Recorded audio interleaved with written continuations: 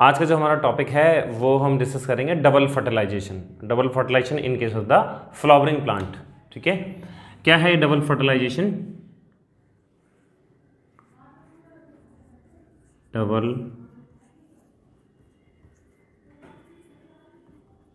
Double fertilisation का meaning होता है तो fusion of the male and female gamete, but यहां मैंने लिखा है डबल फर्टिलाइजेशन। ये प्लांट्स में ही पॉसिबल है because at the same time दो मेल गैमीट्स दो अलग अलग तरीके की सेल्स को फ्यूज करते हैं, इसलिए क्या बोलते हैं, that is known as the double fertilisation. अभी हम एक एक चीज आराम से डिस्कस करेंगे।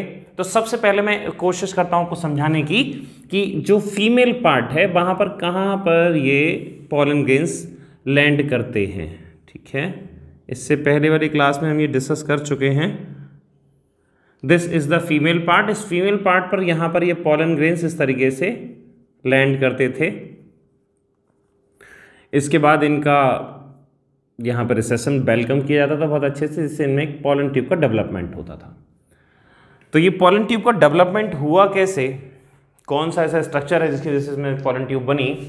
तो सबसे पहले मुझे एक पॉलन ग्रेन का डायग्राम बनाना पड़ेगा। एक छोटा सा डायग्राम बना देता हूँ यहाँ पर। पॉलन ग्रेन में कौन कौन से पार्ट होंगे? दो लेयर होती हैं पॉलन ग्रेन की, देख लीजिए कौन कौन सी। पहली पॉलन ग्रेन की जो लेयर है एक ये रही और एक बाहर वाली।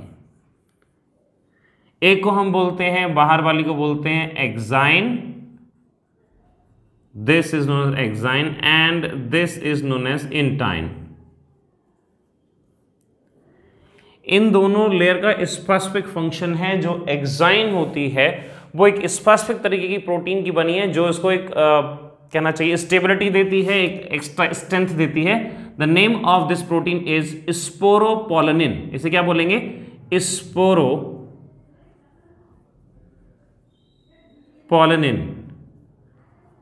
और इंटाइन भी एक स्पेसिफिक तरीके की केमिकल की बनी होती है, उसका नाम है पेक्टोसेलुलोज।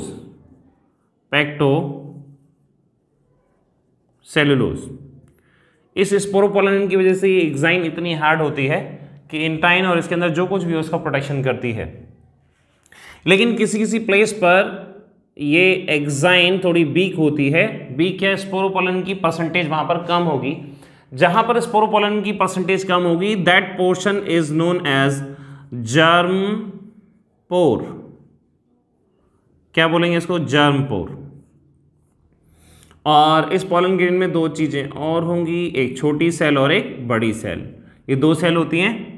छोटी सेल को हम क्या बोलते हैं? Generative cell. और बड़ी सेल को मैंने क्या बोला? That is known as the vegetative cell. ये वाली क्या कहलाएगी? छोटी वाली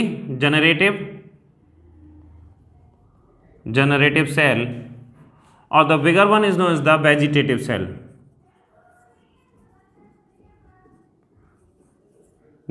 सेल। इसी जनरेटिव सेल के डिवीजन से दो मेल गैमीट का फॉर्मेशन होगा।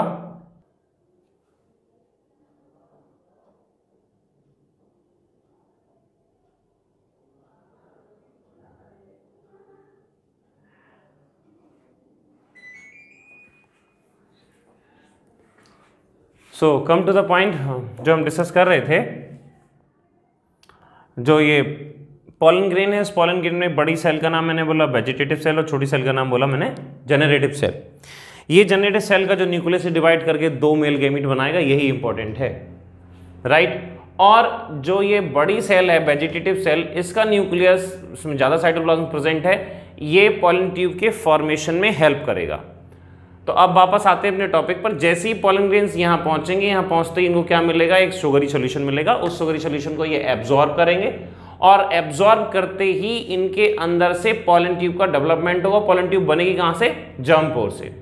अच्छा, ये स्पीसीज स्पेसिफिक होते हैं। अगर मान लो एक ही प्लांट है, उसके आसपास में डिफरेंट क्वालिटी के प्लांट्स लगे हुए हैं। मान लो एक ही खेत में रोज, गेंदा, जैस्मिन, दूसरे अलग अलग फ्लावर्स लगे हैं। सपोज रोज के फ्लावर पर गेंदे के भी पॉलन ग्रेन्स आ गए, जैस्मिन के भी आ गए, या कोई और दूसरे प्लांट के भी पॉलन ग्रेन्स आगे गिरे, पर जर्मिनेट नहीं होंगे। जर्मिनेट रोज के प्लांट पर सिर्फ रोज के ही पॉलन ग्रेन्स होंगे। वजह, इस पर यहाँ पर जो प्रेजेंट नेक्टर है वो नेक्टर सिर्फ और सिर्फ रोज के पॉलन ग्रेन्स ही एब्जॉर्ब कर सकते हैं। दूसरे किसी स्पीसीज के पॉलन ग्रेन्स अगर यहाँ गिरे तो वो एब्जॉर्ब नहीं करेंगे, कंपैटिबिलिटी नहीं होती। इसे बोलते हैं पॉलन पिस्टल इंटरेक्शन। तो पर्टिकुलर स्पीसीज की पॉलन ग्रेन्स पर्टिकुलर स्टिग्मा पर ही डेवलप होंगे, इंश्योर करने के लिए कि स्पीसीज एक जैसी बनी रहे। नेक्स्ट, अब ये पॉलन ट्यूब डेवलप हो रही है और होते होते कहाँ पहुंचेगी, ये नीचे पहुंचेगी ओव्यूल के पास। ओव्यूल में पहुंचेगी और फिर इसकी एंट्री होनी है। एंट्री बहुत ही अलग तरीके से होगी, एंट्री आपको याद रखनी पड़ेगी। 3 तरीके की एंट्री है, राइट। कौन कौन सी हैं वो 3 मेथड, 3 एंट्री कौन सी हैं, एक्सप्लेन करता हूं 1 बाय 1 आपको। उसमें से सबसे पहली एंट्री होती है through the micropylar ends. Explain करता हूं वो भी अभी आपको। देखिए यहां पर सबसे पहला जो फर्स्ट वन है, एक सपोज मैंने ये बनाया ओव्यूल, 3 ओव्यूल बना देता हूं, एक दूसरा ओव्यूल और इस तरीके से, एक ओव्यूल और,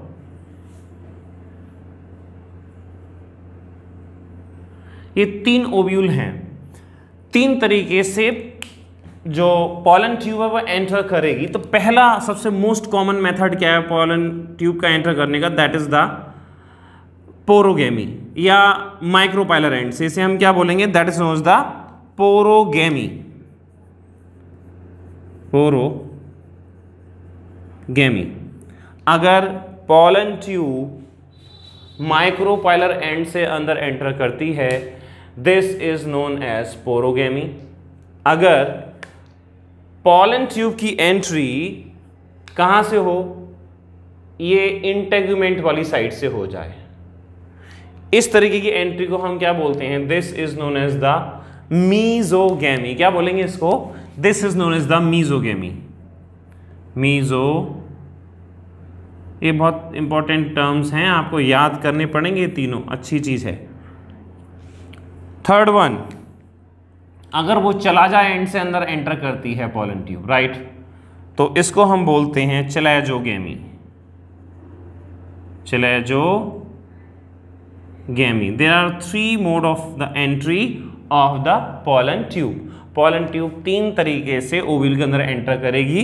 जैसे किसी घर में घुसने के 2 या 3 रास्ते होते हैं, मोस्टली एक ही होता है, पर कहीं कहीं 3 भी रास्ते हैं, बैक डोर, फ्रंट डोर और एक साइड डोर, अगर कॉर्नर का मकान है तो। यहाँ पर भी 3 मोड हैं। तो मेन डोर तो यही है पोरोगेमी, फिर ये वाला साइड डोर मान लो मीजोगेमी, कहाँ से गया, इंटेगुमेंट से, और तीसरा last one that is known as the chalazal and, यहाँ से भी जाते हैं बट रेयर केसेस होते हैं, तो इसे हमने क्या बोला, that is known as the chalazogamy. अब जब पॉलन ट्यूब अंदर एंटर कर जाएगी, अब इसके पास एम्ब्रियो सैक मिलेगा। अब ये एम्ब्रियो सैक में अंदर एंट्री मारने वाली है। अब अंदर एम्ब्रियो सैक में एंट्री मारेगी तो किस तरीके से, किस सेल के पास अंदर एंट्री करेगी वो भी स्पेसिफिक है, समझ लेते हैं हम उसको भी एक एक करके, कैसे अंदर एंटर करेगी वो समझिए। सपोज हमारे सामने ये रहा एम्ब्रियो सैक। इस एम्ब्रियो सैक में यहाँ पर 3 सेल तो अपोजिट डायरेक्शन में होती हैं, 3 में से 2 इधर होती हैं, इनमें बीच में यहाँ पर रहता है फिलीफॉर्म एपरेटस इस तरीके से, और एक मेन सेल यहाँ प्रेजेंट होगी एक्स सेल, बीच में ये रही पोलर सेल, राइट। कितनी सेल बोली, एंटीपोडल, 2 सिनर्गेट्स, बीच में ये वाली एक्स सेल मेन सेल और ये पोलर सेल। अब एंट्री किसकी होनी है, पॉलन ट्यूब की।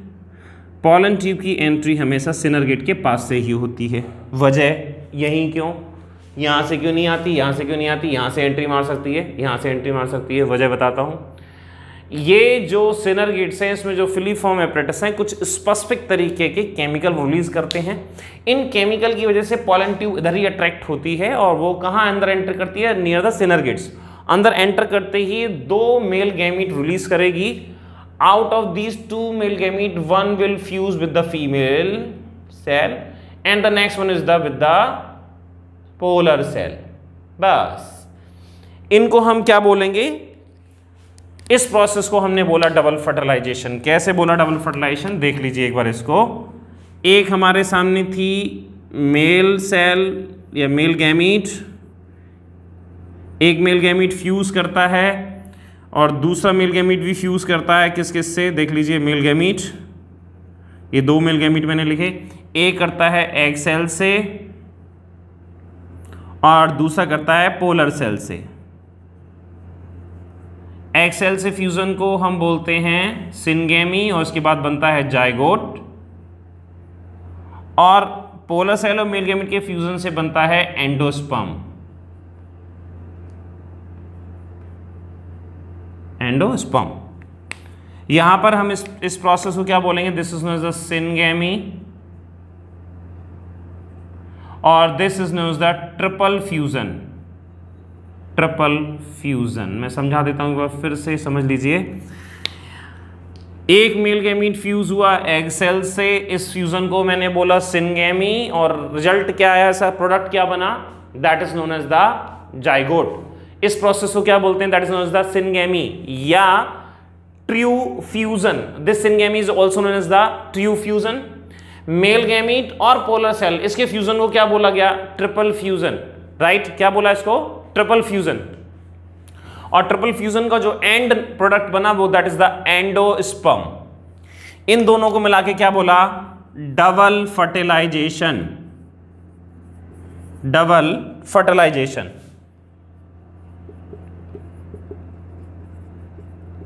आपको याद रखना पड़ेगा, राइट।